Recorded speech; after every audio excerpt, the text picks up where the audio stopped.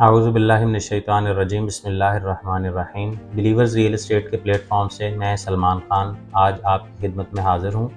आज मैं आप लोगों को जिस टॉपिक पे आगाह करूँगा वो आज का हमारा टॉपिक है कि डीएचए के अंदर बाइंग करते वक़्त आपको किन किन स्टेप्स को फॉलो करना चाहिए।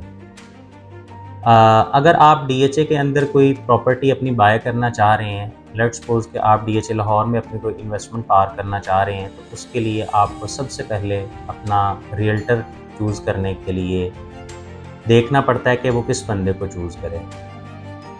हमारे जो मैक्सिमम ओवरसीज़ क्लाइंट्स हैं, वो इस चीज़ को लेके थोड़ा-सा परेशान होते हैं, क्योंकि उन्होंने अपनी बाहर से इन्वेस्टमेंट पार करना होती है, तो वो किसको रिलायबल समझते हैं, किसको नहीं समझते। तो इस चीज़ को देखने के लिए उनको चेक करना चाहिए कि वो जिस बंदे के साथ ट्रांज़ैक्शन करना जा रहे हैं, आया कि वो बंदा डीएचए से रजिस्टर्ड है या नहीं है। तो इसके लिए सिंपल सा हल है कि वो जिस बंदे के साथ आप कॉन्टैक्ट में हैं, आप उससे पूछें जी उसकी एजेंसी का नाम क्या है, और आप उसकी एजेंसी को डीएचए लाहौर की वेबसाइट dhalahore.org.pk पे सर्च करें, और वहाँ पे जितने भी हमारे डीएचए के रियल्टर्स हैं जो रजिस्टर्ड हैं, डीएचए से एफिलिएटेड हैं, उनकी लिस्ट पड़ी हुई है। उसके अंदर देखें जी वो एजेंसी उसमें फ़ॉल कर रही है या नहीं कर रही। और उसके अलावा सेकंड जो स्टेप है वो आप अपनी लोकेशन आइडेंटिफाई करते हैं। लेट्स सपोज़ कि आप कोई अपना प्लॉट बाय करना चाह रहे हैं या सेल करना चाह रहे हैं, तो आपने उसकी एस्टिमेशन लेनी होती है कि जी उस लोकेशन के ऊपर उस प्लॉट की वर्थ कितनी है। तो इस पर्सपेक्टिव में आपको पता लगाने के लिए कि जी मैं एक एग्जांपल दे रहा हूँ कि अगर आपने किसी लोकेशन के ऊपर प्लॉट बाय करना है, तो आप अपने रियल्टर से ये मशवरा लें कि इस लोकेशन पे अगर हमने प्लॉट सेल करना हो तो वहाँ पे क्या एस्टिमेटेड वैल्यू होगी। तो आपका जो भी रियल्टर होगा वो आपको वहाँ की प्राइस बताएगा कि सर इस लोकेशन पे लोग ये डिमांड करते हैं और इतने में जो है बाइंग सेलिंग होती है, तो उसके अकॉर्डिंगली आप अपना डिसीजन कर सकते हैं। जब आपने कोई प्लॉट बाय करना है तो आप वहाँ पे सेल करने के पर्सपेक्टिव से उससे प्राइस पूछेंगे, तो आपको वो इवेलुएट करके बता देगा जी यहाँ पे ये प्राइस चल रही है, आप उसके अकॉर्डिंगली अपना डिसीजन कर सकते हैं। अब आपने अपने रियल्टर का इंतखाब भी कर लिया, और उसके अलावा आपने अपनी लोकेशन भी आइडेंटिफाई कर ली, आपने डिसाइड कर लिया, आपको एस्टिमेशन हो गई है कि इस लोकेशन के ऊपर प्लॉट्स की क्या प्राइजेस चल रही हैं। उसके अलावा थर्ड जो ऑप्शन है, अब आपने अपने ट्रांजैक्शन को स्मूथ करने के लिए आपने अपने रियल्टर से कुछ चीज़ें जो हैं वो पहले क्लेरिफाई करनी।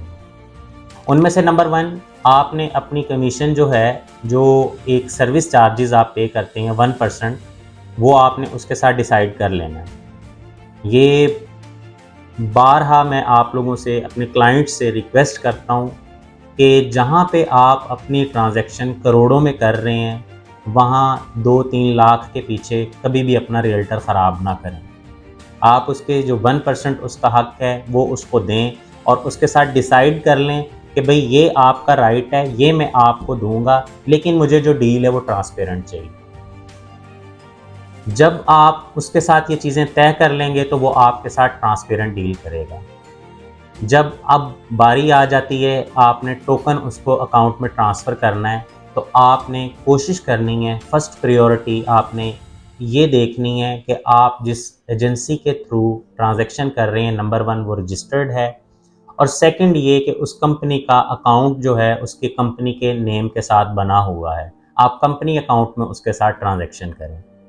इन चीज़ों को आपने देख के उसके साथ डील को कंटिन्यू करना है। जो भी आपकी डिसाइडेड प्राइस होती है उसमें आप उसके साथ टोकन जब करते हैं, आप 2 लाख करते हैं, 3 लाख, 5 लाख, 1 मिलियन, व्हाटएवर जो भी आपका डिसाइड हो जाता है, जब वो आप टोकन करते हैं तो आपने सबसे पहले उस प्रॉपर्टी को अपने रियल एस्टेट एजेंट के थ्रू वेरीफाई कराना है, डीएचए के थ्रू। डीएचए से आपने उस प्रॉपर्टी को जब वेरीफाई कराएंगे तो उसके अंदर 3-4 पॉइंट्स होते हैं जिनको डीएचए क्लियर करके देता है। उसके अंदर सबसे पहला जो पॉइंट होता है वो होता है लीगल स्टेटस, कि इस प्लॉट का जो लीगल स्टेटस है वो क्या है, इसके ऊपर कोई कोर्ट की तरफ से स्टे तो नहीं है, या इसके ऊपर कोई भी किसी किस्म का इशू जो कोर्ट से रिलेटेड हो वो तो नहीं है। उसके अलावा फिर उसकी लैंड स्टेटस जो है वो क्लियर करता है डीएचए। नंबर 2 पे आती है लैंड स्टेटस। इसमें ऑप्शंस बने होते हैं क्लियर, नॉट क्लियर। उसमें लैंड स्टेटस चेक करता है, क्योंकि जो लैंड ओनर्स लैंड प्रोवाइड करके देते हैं, जो उस प्लॉट के ऊपर आई हुई है, उसमें लैंड के ऊपर कोई इशू तो नहीं है, लैंड के ऊपर कोई स्टे वगैरह तो नहीं है। उसके अलावा एक नंबर 3 पे जो आता है वो है बैंक लोन, कि इस बंदे ने इस प्लॉट के अगेंस्ट कोई लोन तो नहीं अप्रूव करवाया हुआ डीएचए अपना बैंक की तरफ से, तो इस वाले स्टेटस को चेक करके डीएचए देता है।